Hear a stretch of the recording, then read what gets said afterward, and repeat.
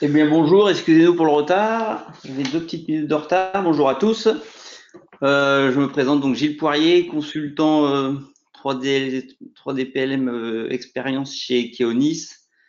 En fait, ce webinaire pour faire suite au salon de l'aéronautique et de l'espace du mois dernier. On a planifié cette session aujourd'hui dédiée plus particulièrement aux suppliers aéronautiques. Donc, ce webinaire est organisé par Keonis en partenariat avec l'industrie de Dassault Systèmes. Donc, je suis avec Rémi Germain qui va se présenter jusqu'après. Dans ce webinaire, on a prévu 2 parties. Une première plus pour vous présenter les tendances et les défis de la chaîne de sous-traitance et comment la 3D expérience peut s'intégrer dans votre environnement et pour quels bénéfices.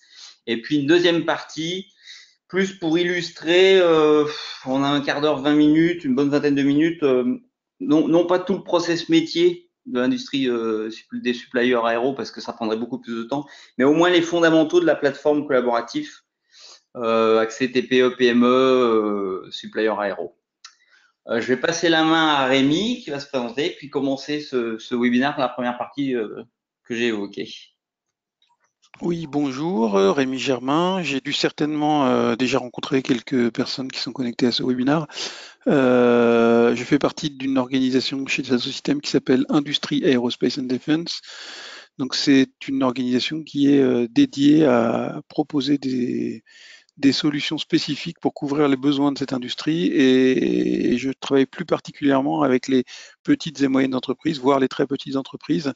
Et donc, nous travaillons ensemble à définir quelles sont les solutions qui atteignent les objectifs de l'industrie, mais aussi qui soient accessibles aux entreprises de petite et moyenne taille. Et donc, mon focus est là-dessus. Et je travaille sur de la vente au travers de partenaires comme Zenith Keonis en France. Voilà pour l'introduction.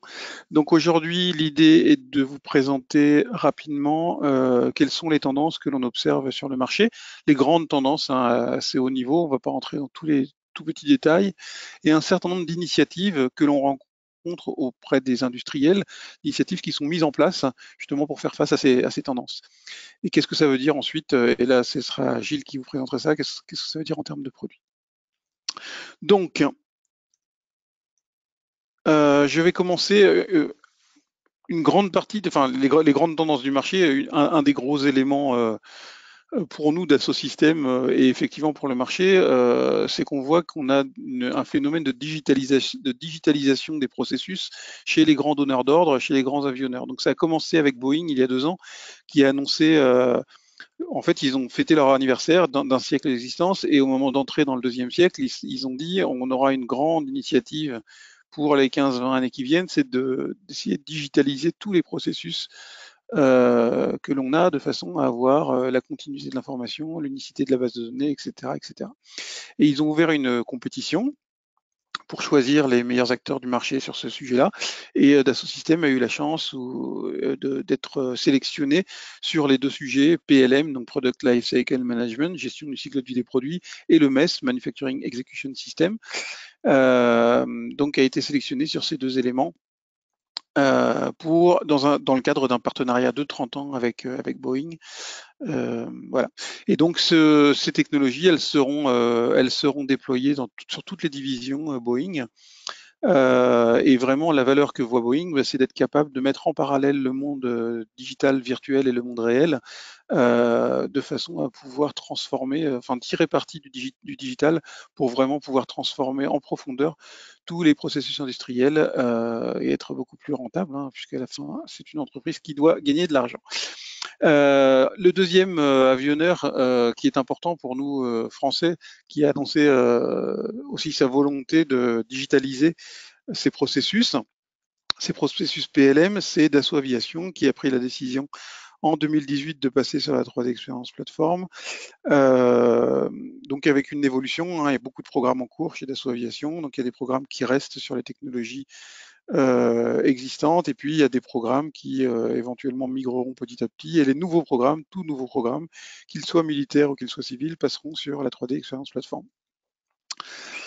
Et le troisième donneur d'ordre qui a annoncé son passage sur la 3D Experience, qui est Airbus. Donc la décision a été prise en fin 2018, mais l'annonce a été faite au marché en 2019.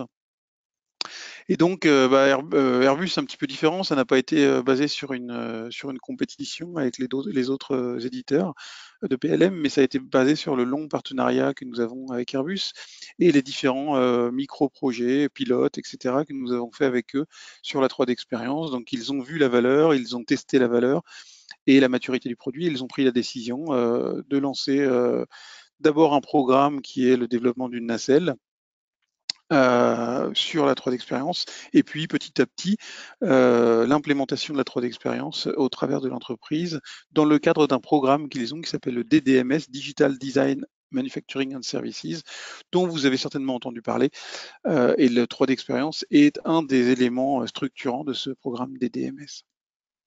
Airbus déploiera aussi la 3D Experience pour toutes ses divisions, Defense and Space, hélicoptères et aviation civile. Pour les trois, il y a aussi un élément important, c'est de transformer aussi l'écosystème, puisque la digitalisation à l'intérieur des murs, ça a beaucoup de valeur, mais l'idée, c'est aussi d'être capable d'embarquer les partenaires industriels dans cette digitalisation pour tirer parti au maximum de cette tendance. Donc voilà, digitalisation, pourquoi pourquoi les OEM font de la digitalisation? C'est pas juste pour se faire plaisir et justifier des budgets IT. C'est vraiment parce que aujourd'hui, nous arrivons à un moment où il y a beaucoup de technologies. La technologie digitale est arrivée à un point où elle est suffisamment mature pour penser, est-on capable de digitaliser tous nos processus et quelle valeur va-t-on en tirer? On ne digitalise pas les processus juste pour faire ce qu'on faisait avant. Donc la digitalisation, ce n'est pas juste prendre les processus existants et les mettre dans des systèmes IT, mais c'est d'avoir une réflexion sur toutes les technologies qui sont disponibles aujourd'hui en termes de digitalisation, comment je peux en tirer parti pour améliorer la façon dont fonctionne mon entreprise. Et donc, c'est sur ce sujet que Dassault Systèmes se positionne avec sa plateforme 3D Experience sur laquelle nous reviendrons plus tard.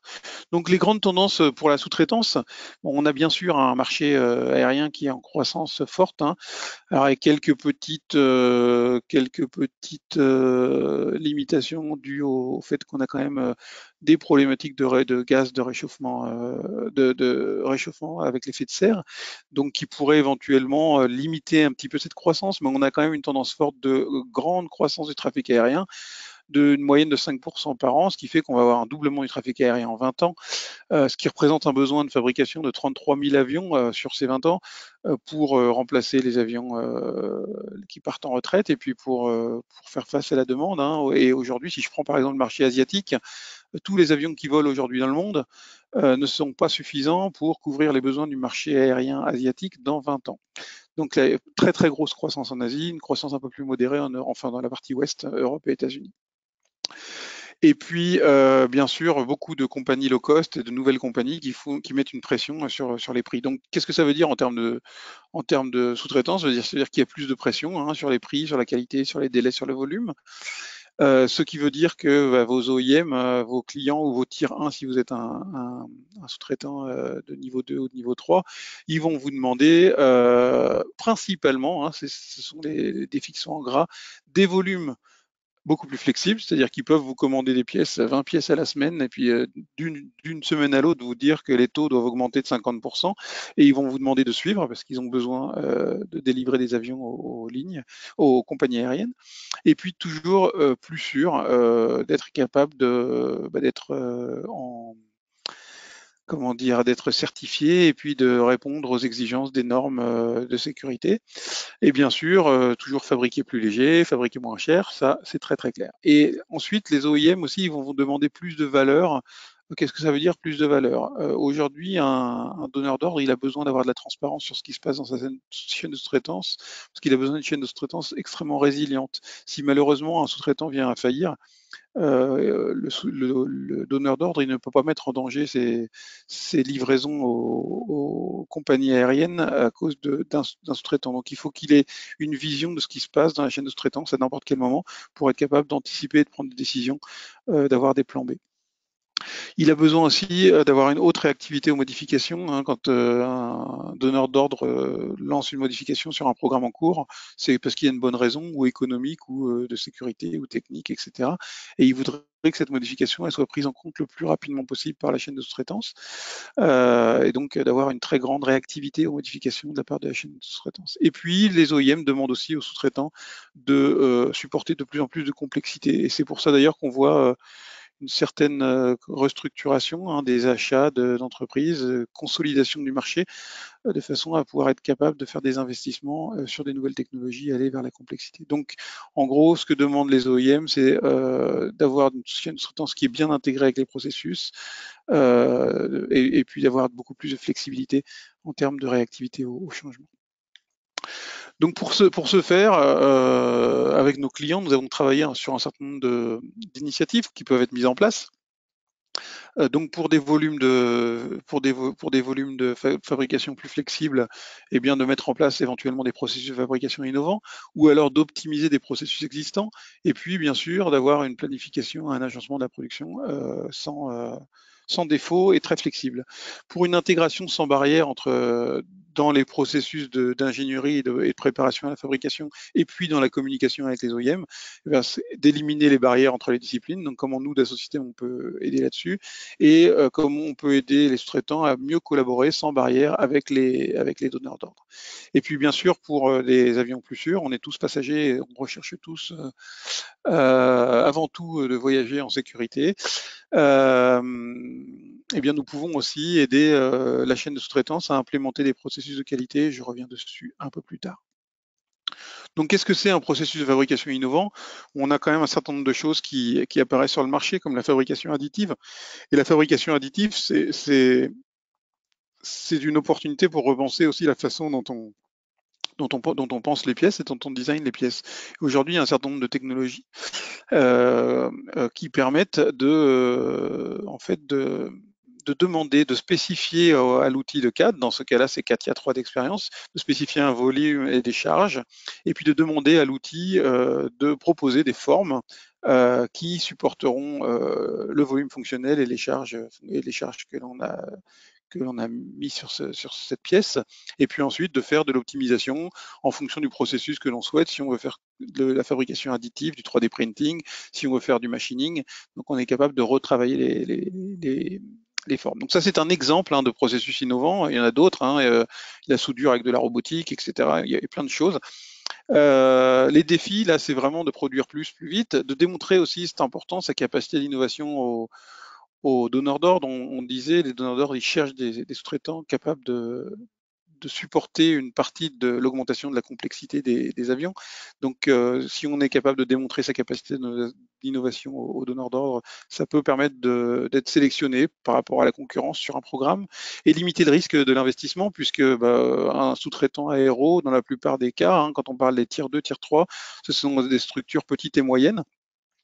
Et comme structure petite et moyenne, tout investissement représente un risque et qui peut éventuellement mettre en danger même l'existence de l'entreprise si c'est un échec.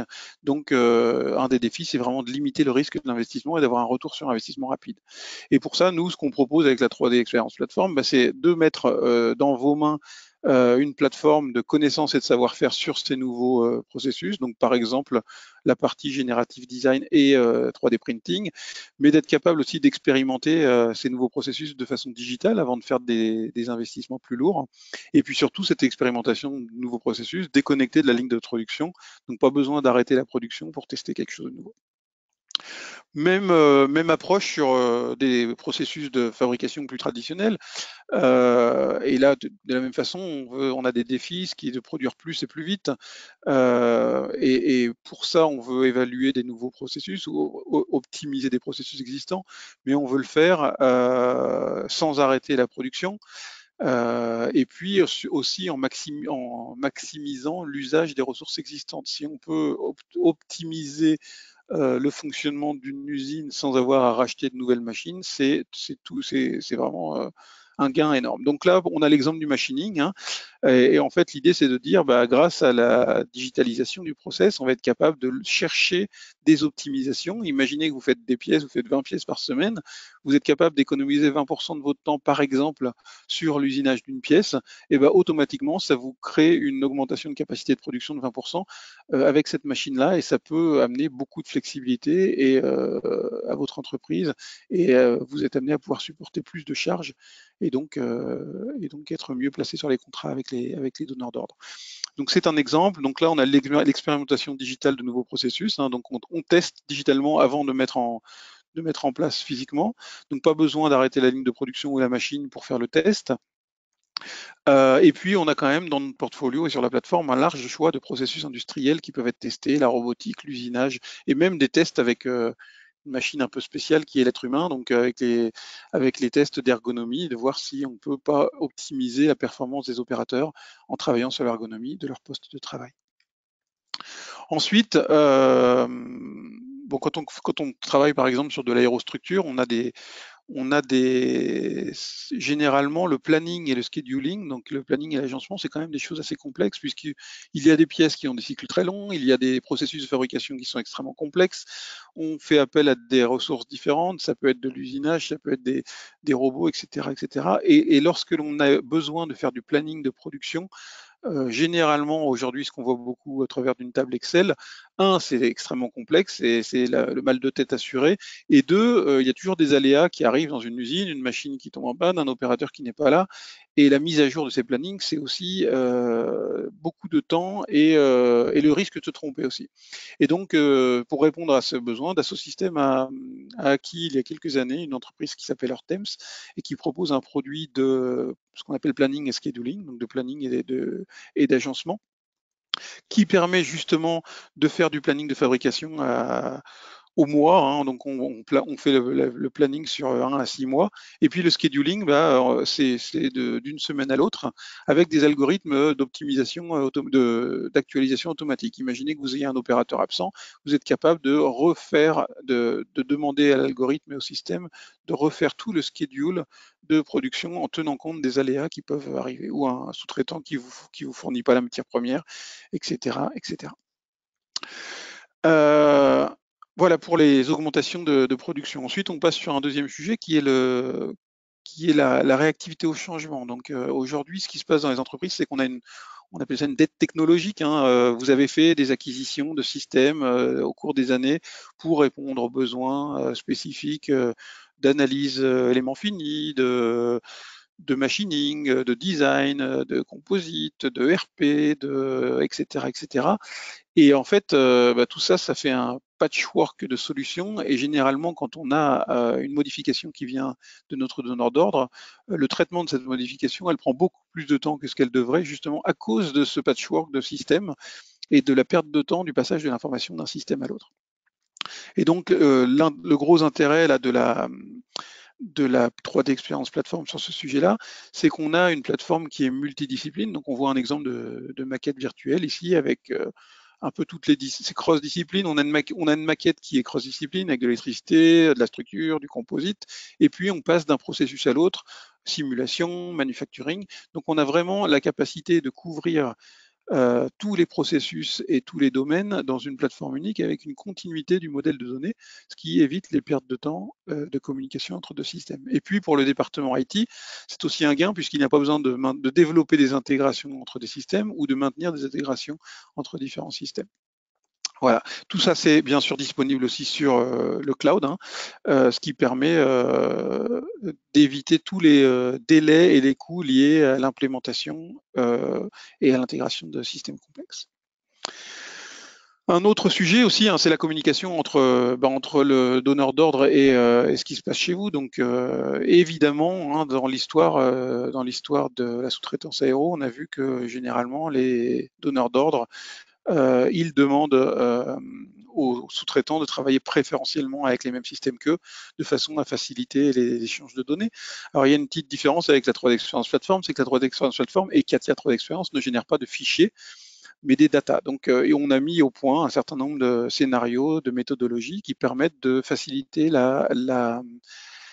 la collaboration entre un sous-traitant qui aurait sa propre plateforme et l'OEM qui a sa plateforme, et avec quelques gros avantages, c'est-à-dire qu'on est capable, quand on reçoit, comme vous pouvez le voir dans la vidéo, quand on reçoit un technical data package de l'OEM, on va être capable d'analyser si il y a eu déjà des versions précédentes de ce technical data package. Donc là, on va aller examiner dans la vidéo un petit peu plus à fond quel est le contenu. On peut avoir des spécifications techniques, on peut avoir des spécifications contractuelles, on va voir les éléments de contexte si on est amené à développer une pièce, ou on va avoir simplement, et c'est le cas ici, une géométrie, et on voit ici le cycle de vie. Donc on voit qu'on a reçu un technical data package qui avait déjà un niveau de une release active dans la plateforme, et on va être capable d'aller comparer les différences fonctionnelles entre les deux versions pour savoir exactement ce qu'il y a à faire.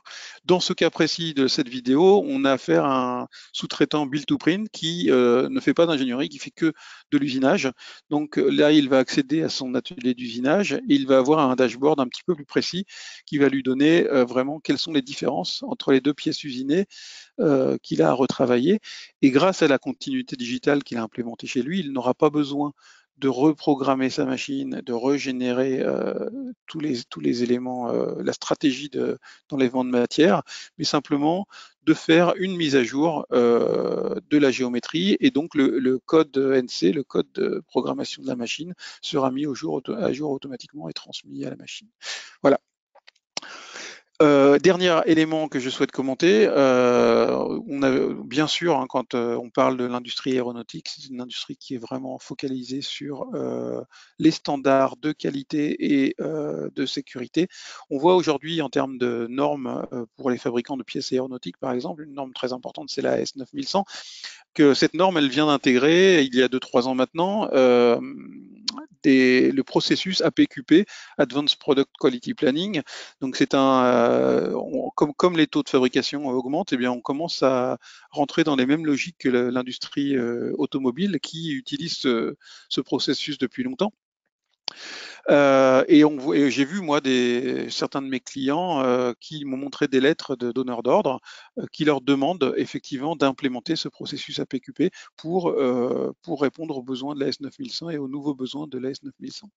Et donc, nous, avec la 3D Experience Platform, comme on a la continuité digitale depuis la spécification jusqu'à la gamme de fabrication, comme on a une source unique d'informations, et puis on a une gestion de programmes et de projets intégrés à la solution d'ingénierie.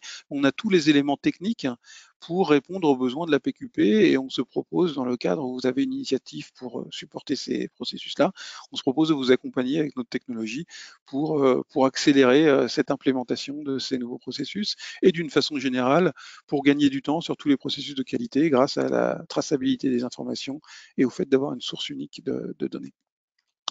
Voilà, donc en résumé, on a vu qu'on avait trois grands éléments auxquels on souhaitait répondre. C'était de pouvoir faire face à l'augmentation des taux de fabrication, à être plus réactif aux changements et à mieux collaborer avec les donneurs d'ordre, et puis bien sûr à répondre aux exigences de qualité et de sûreté de cette industrie. Et pour ça, nous avons identifié avec nos clients, alors bien sûr on peut imaginer d'autres initiatives, mais avec nos clients au jour d'aujourd'hui, nous avons identifié 6 initiatives importantes sur lesquelles nous sommes très bien équipés avec la 3D Experience Platform pour pouvoir vous accompagner et vous aider avec nos partenaires et notre partenaire en France, Zenith Keonis.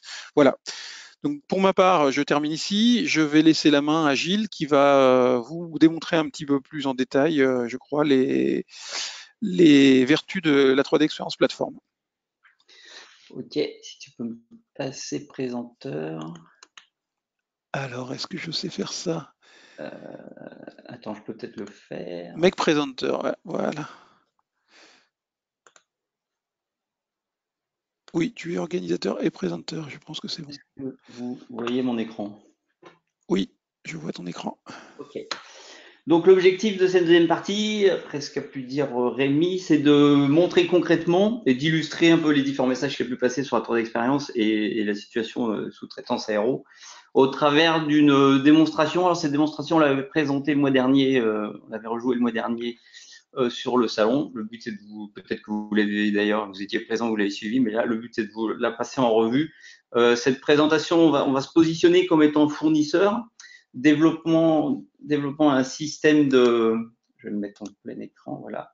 Développant un système pour un OEM aéro, et je vais passer en revue, comme je l'ai dit au début, un certain nombre de rôles, les principaux rôles qu'on va mettre en avant dans une TPE-PME pour la mise en place de la 3D expérience.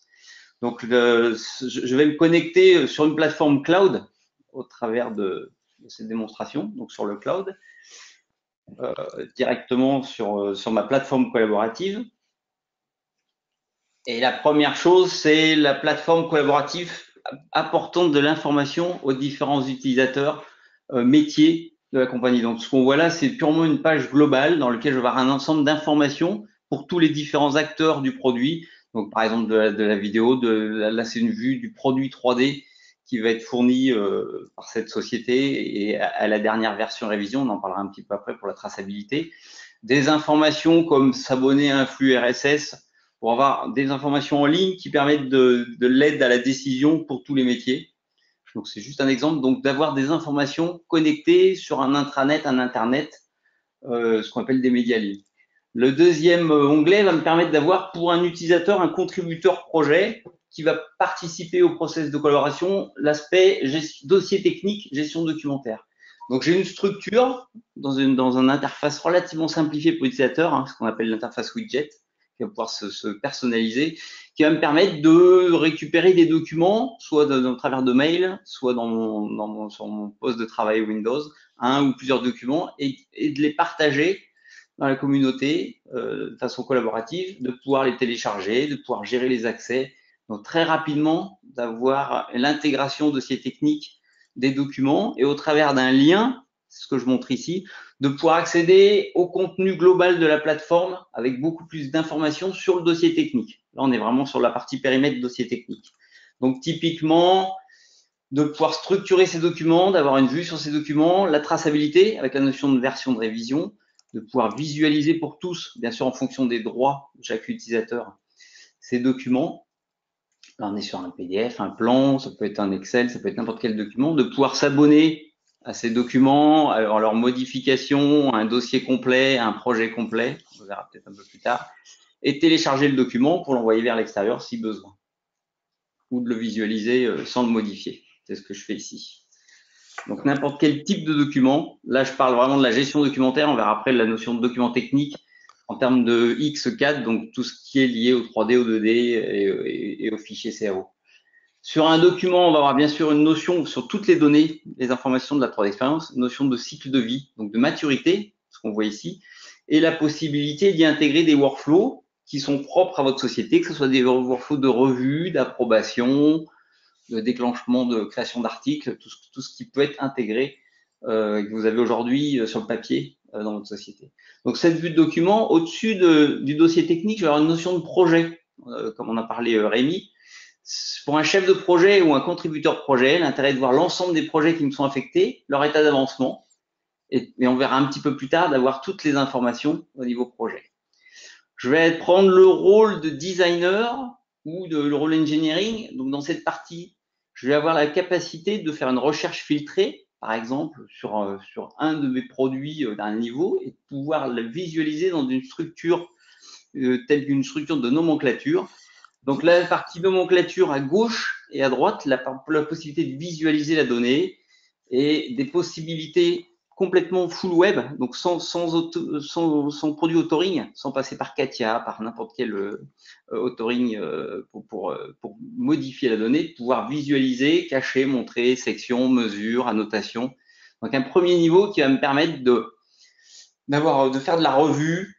Là, ce que je fais, c'est que j'utilise en plus la recherche avec des attributs, la recherche CWTAG, pour avoir des codes couleurs qui me permettent graphiquement dans ce mode-là, de visualiser tous les composants qui ont été créés en 2017 et d'autres en 2018, et de les avoir graphiquement sur la partie droite, avec les codes couleurs en bleu de dernière, et la pièce que je vois ici en jaune, qui a été faite de dernière. Je peux avoir la même chose avec la vue maturité, la vue utilisateur, enfin tous les attributs que vous allez vous créer, qui seront filtrer dans les recherches et que vous pourrez exposer dans la plateforme.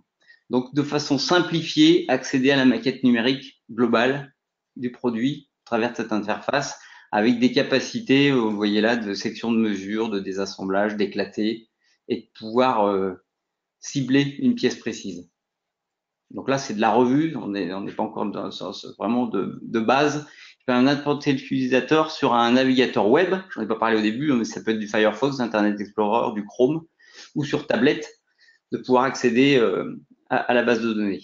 Côté design, là, je vais juste présenter l'intégration. Bien sûr, tous les principaux acteurs du design sont intégrés dans la plateforme.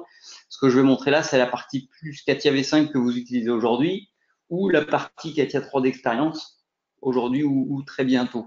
Donc, la possibilité de soit au travers du navigateur web sur un composant d'ouvrir CATIA, soit ce que je montre là, à partir de CATIA, de se connecter à l'infrastructure, à la base, à la plateforme collaborative et de pouvoir directement profiter de la traçabilité et modifier le design à sa dernière version. Donc, c'est ce que je fais là. Je recherche un 3D avec un certain nombre de critères, avec des filtres et de pouvoir automatiquement l'intégrer. Donc, pour un designer, il n'y a pas de grosse modification, si ce n'est que plutôt que d'utiliser le file open comme d'habitude, là, je vais directement explorer ma 3D expérience et de pouvoir passer de CATIA facilement au navigateur web pour visualiser les données et les pousser pour en faire profiter l'ensemble des autres acteurs qui, eux, n'utilisent pas les outils XCAD. La même chose à partir du web, ici, où je vais pouvoir ouvrir ce siège avec la Product Structure au travers de CATIA 3D Experience. Alors, pour ceux qui ont connu, le nom précédent était CATIA V6, aujourd'hui c'est CATIA 3D Experience, c'est exactement la même chose, c'est juste la marque, la façon de le présenter, mais c'est complètement intégré, que je sois dans les produits de design, de simulation, on le verra pas encore aujourd'hui, mais on pourrait vous le présenter, manufacturing, tout est intégré dans le même environnement collaboratif. Je vais montrer la gestion documentaire, là on est au design, on verra la partie nomenclature et autres dans la même plateforme. Je change de rôle et je suis plus à l'engineering, où là, je vais avoir cette vue documentaire, donc 4 cadrans, une vue Relational Explorer qui va me permettre d'avoir une analyse d'impact où très facilement, de façon graphique, mon siège et puis les différents enfants, la nomenclature sur la partie de droite. Donc purement, j'ai un plan associé, je suis sur un siège qui est dans un produit et j'ai des spécifications PDF associées. Et ces spécifications, je peux directement les visualiser comme le 3D dans cette interface web. L'aspect engineering, alors c'est ce que vous avez tous. Je travaille sur un produit qui a un certain nombre de composants mécaniques, mais pas que. On a une partie software embarquée, on a une partie PCB électronique. Donc l'objectif est, au travers de cette plateforme, de faire travailler tous les métiers sur un même référentiel de nomenclature. Donc j'ai la partie mécanique en bas, la partie PCB que vous voyez au centre, qui est aussi intégrée, la carte électronique, et puis la partie PCB pure, électrique électronique au centre, qui peut venir de certains logiciels, du Cadence, du Orcad, du Altium, etc., ou d'autres softs. Et l'objectif étant que tous ces métiers travaillent pour une même vue de nomenclature. C'est ce qu'on voit sur la partie de gauche. Là, j'ai vraiment la nomenclature produit que je vais pouvoir filtrer par métier. Donc, dans mon exemple, nomenclature partie hydraulique, électronique, etc. L'ensemble de cette nomenclature pourra être extraite, sera visualisée de cette façon-là, tracée bien sûr, et pourra être extraite vers le RP pour créer directement les composants dans un SAP ou dans un autre outil de gestion de production, où l'intérêt étant de pouvoir la manipuler très en amont dans la plateforme et pouvoir la fournir au service de la production. On a parlé un petit peu au tout début de cette présentation ou pendant la partie de Rémi sur l'aspect gouvernance projet, qui paraît très important. Aujourd'hui, c'est vraiment des sujets qu'on aborde en TPE, PME autour de la product expérience. On va avoir donc cette capacité de gérer les projets en termes de planning, en termes de ressources, de livrables. Donc c'est ce qu'on voit ici. C'est complètement intégré. Ça ne demande pas d'autres outils tierces que la plateforme 3D Experience. Donc un Gantt qui me permet de suivre l'avancée du projet, d'avoir les chemins critiques, de pouvoir y intégrer des tâches, c'est ce qu'on voit ici, directement sur le navigateur web, et associé à ça, d'avoir la vue des livrables. Bon, là, ce que je montre, c'est le chemin critique. Voilà. Et d'avoir un cockpit pour l'utilisateur de suivi des tâches, de ces tâches qui lui sont ce qu'on va appeler les collaboratives tâches, que ce soit des tâches projet ou des tâches workflow, et très facilement de pouvoir suivre l'évolution de ces tâches, de pouvoir y glisser les livrables. C'est ce qu'on voit ici, hein, j'ai un change, on verra un petit peu après, mais une demande de modification qui est intégrée comme étant dans cette tâche, la description, les dates estimées, etc., les commentaires, les acteurs de la tâche. Donc, une interface très simplifiée et qui va me permettre de glisser les données, les livrables de ma tâche et la passer à terminer par un simple glisser-déposer et qui va envoyer un mail au chef de projet, si c'est une tâche projet, qui va pouvoir valider cette tâche et suivre l'avancement du projet. L'aspect produit, là on va un petit au-dessus du projet, on a vraiment cette notion de portfolio produit. Donc c'est un vrai lien entre un produit qui peut être piloté par un projet master ou plusieurs projets, des projets pièces, des projets de fabrication, qui vont, le produit étant lui au final le work package que vous devez réaliser pour votre donneur d'ordre. Donc la plateforme intègre également toute cette notion de produit et on va le voir avec associé au produit et au projet master, la notion d'exigence si on avait besoin de les gérer autrement que par un Excel, comme c'est souvent le cas, ou par un autre outil spécifique sur les exigences. Donc là, la notion de produit avec une base de connaissances, je reviens un petit peu à ce que j'avais présenté au tout début sur la notion d'information Internet, intranet. Là, le but est d'avoir une base de connaissances avec la notion de pouvoir suivre un certain nombre d'idées pour l'amélioration du produit, ces idées pouvant être intégrées par la suite dans un projet. D'accord? La notion d'exigence, alors c'est un petit aparté, je ne vais pas aller très loin dans le détail de cette notion-là, mais elle est souvent intégrée très en amont du projet. Et le but étant que ce soit au travers d'un outil comme Rectify ou dans la plateforme telle que je le montre, de pouvoir, c'est un métier à part entière, qualité et autres. Les exigences ont des spécifications qu'on va pouvoir visualiser, raccrocher, on va pouvoir suivre le taux de couverture des exigences et elles seront complètement intégrées au suivi du projet, du démarrage du projet jusqu'à la réalisation. On va pouvoir capitaliser et suivre les évolutions des exigences et leur maturité intégrées dans la plateforme. Donc, au travers des produits authoring d'Asso Systèmes comme Rectify, on a un pont direct. Rectify étant l'outil authoring du manager d'exigence, elles vont pouvoir être poussées à une certaine maturité dans la plateforme ou alors directement intégrées dans la plateforme au travers de connecteurs Word, Excel et autres qui vont pouvoir permettre de créer cette structure d'exigence, de la modifier, de suivre la traçabilité au travers des liens, exigences produits, c'est ce qu'on voit ici. Chaque exigence est liée à plusieurs produits pour y répondre. Les exigences en rouge, elles n'ont pas été encore recouvertes. Je vais pouvoir avoir directement un lien sur l'exigence avec ses spécifications. Et puis avoir une vue du taux de couverture, comme on l'a vu, une traçabilité sur les exigences. Lié aux exigences ou à toute donnée produit de la plateforme, la notion de change management. Aujourd'hui, vous gérez ces process de change management qui sont écrits, qui sont validés par la qualité, qui sont audités par vos donneurs d'ordre. Ces processus sont complètement intégrés dans la plateforme avec, au travers de ce qu'on voit, une interface qui est aussi relativement simplifiée pour l'utilisateur. Donc là, ce que je montre, c'est une change action. On a les notions de change request, de change order, tout ce qui est standard dans vos métiers, dans lequel on va retrouver l'analyse d'impact, les modifications proposées, les modifications réalisées, et tout l'intérêt étant de pouvoir avoir une vue 3D de ce qui a pu être modifié et de pour quelles raisons le change a été initié. Donc c'est ce que je vois ici, où je peux glisser et déposer directement dans la visualisation le référentiel de mon change, et puis dans cet exemple-là, de pouvoir rejouer la cinématique, parce que j'y ai intégré une cinématique qui explique la raison de la demande de modification. D'accord? Donc j'ai une animation possible. Tout à l'heure, j'avais montré les sections, les mesures, les annotations de toutes ces données. Et là, on voit que avec la cinématique, il y a une pièce qui reste coincée et qu'il va falloir modifier pour l'intégrer à mon produit final. Donc le processus de change complètement intégré à la plateforme.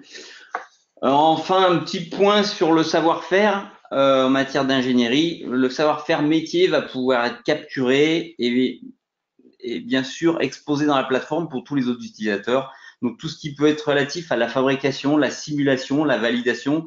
J'ai montré un système fluidique électrique, Là, ce qu'on voit, c'est tout ce qui est poids, weight and balance et équilibre, de pouvoir pousser les données, de pouvoir les capturer dans les outils 3D Experience et les pousser dans cette plateforme collaborative, de les exposer pour les autres utilisateurs. Et bien sûr, avec toutes ces notions d'analytique intégrées à la plateforme, hein, puisqu'on a un moteur de recherche poussé, Exalid, qui va nous permettre d'extraire un certain nombre d'informations. Et je vais terminer par une vue, Rémi l'a abordé, je pense que c'est un des points importants à mettre en exergue dès le début de la mise en place de cette plateforme collaborative, c'est cette notion de pilotage et de gouvernance projet. Donc là, avec un peu plus de détails, je l'ai présenté tout à l'heure au travers du widget du Gantt et puis de la notion de livrable, je vais pouvoir accéder en fonction de la liste des projets directement à mes programmes, parce qu'on va avoir une structuration par programme avec des dashboards programmes ou directement au projet. Donc là, les programmes qui peuvent être d'abord ce qu'on appelle le bid management, donc la notion des RFP, des RFQ, donc, auxquels je vais répondre avec des dashboards sur les tâches en attente, les livrables en attente, tout ce qui est notion de problème et d'évaluation, qu'est-ce que peut m'apporter cette RFP, ainsi que les efforts associés. Et sur une RFP donnée, de retrouver un certain nombre d'informations, bien sûr le planning, donc le dashboard global, où est-ce que j'en suis de cette RFP, les tâches, et puis un Gantt simplifié. Parce que la phase de RFP, j'aurai une évaluation, un go, no go, une petite partie de développement, et puis la partie proposal. Et bien sûr, sur RFP, pouvoir tracer la structure, toute la structure documentaire associée, donc les proposals par exemple, les protos, etc. Avoir une vue de la partie phasing de la RFP, les 3 grandes phases, avec la configuration de chaque phase, donc éventuellement des checklists, mais plus souvent directement les livrables qu'on va trouver rattachés à chaque phase. Donc dans ce cas-ci, on va avoir bien sûr la proposal finale que je vais pouvoir directement télécharger, liée à mon planning de la RFP. D'accord ?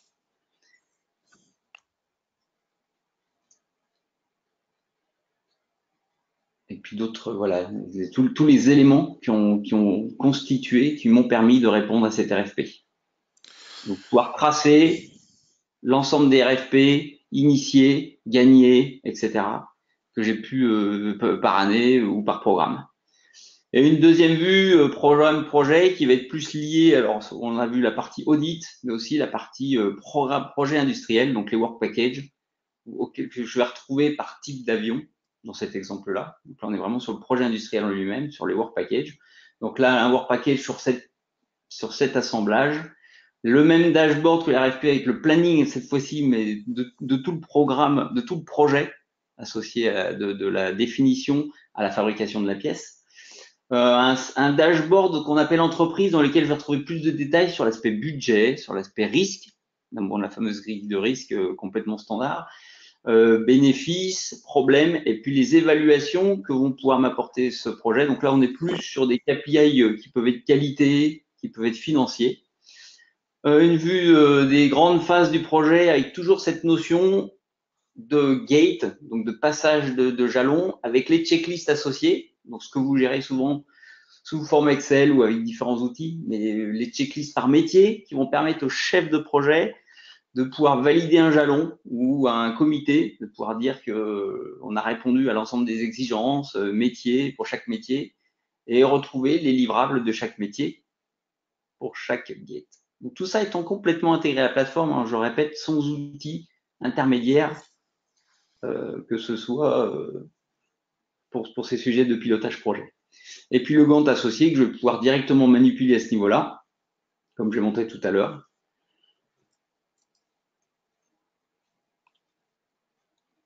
Sur l'aspect planning, très rapidement, hein, on va beaucoup plus loin que l'aspect, en fonction des besoins de chaque client, que l'aspect planning et que l'aspect livrable. On va pouvoir gérer les tâches, donc le planning détaillé. Sur chaque tâche, je vais pouvoir intégrer les livrables métiers et d'avoir des vues d'allocation, des vues d'effort, donc de la gestion de ressources avec, je pense qu'on va pas le montrer dans ces exemples-là, mais avec bien sûr des dashboards associés à la gestion des ressources multi-projets, par programme, etc. Si le besoin et sur ce sujet, en fonction bien sûr sur ce périmètre-là, des besoins donc de l'entreprise. Donc le rétex projet qu'on va retrouver à ce niveau-là, où je vais avoir toutes les informations, la capitalisation des informations, que ce soit en termes de budget, de risque, d'assessment, je vais pouvoir suivre, et c'est ça qui va me permettre d'avoir par exemple tous les dashboards qu'on a vus au début sur la notion de risque et d'assessment. Et puis bien sûr les ressources associées au projet avec des rôles, parce qu'on voit les rôles dans le projet, pas des rôles globaux sur la plateforme collaborative, mais des rôles vraiment liés au projet. Je suis chef de projet, je suis ingénieur concepteur sur ce projet où je suis en consultation. Et on pourra bien sûr intégrer les suppliers, si besoin, directement à ce niveau sur le projet. Et enfin, pour finir, j'en ai parlé des work packages. La notion de work package ou de produit lié au projet, dans lequel je vais pouvoir gérer la fabrication et la livraison. Donc typiquement, sur ce produit, sur ce work package, je vais avoir une certaine nomenclature avec une certaine configuration. Donc là, je trouve 3 configurations différentes dans mon assemblage sur ce work package. Là, je retrouve la vue de cette configuration avec là, on parle d'article. L'article MET, c'est ce que je pousserai vers le RP. Et il y a ça, toutes les spécifications et les uniques de fabrication. Si par exemple, je fabrique un certain nombre de configurations sur un site et puis d'autres sur un deuxième site en fonction de mon client final. Voilà ce que je voulais passer en revue au travers de ce premier niveau de présentation. Je ne sais pas si on a le temps. Il nous reste 5 bonnes minutes, 5-10 minutes. Je peux, si vous avez des questions. Alors, ce webinaire est enregistré, donc on vous fournira un lien direct pour vos collègues ou qui n'ont pas pu être présents directement. Et je peux donner la main. Si vous avez des questions, n'hésitez pas. On est là prêt à y répondre ou au travers de. Voilà, j'ai donné la main à tout le monde. Si vous avez des questions, vous pouvez ou au travers de mon mail. Allez-y, oui, je vous laisse la parole s'il y a des gens qui ont des questions. Non, personne. Pas de questions.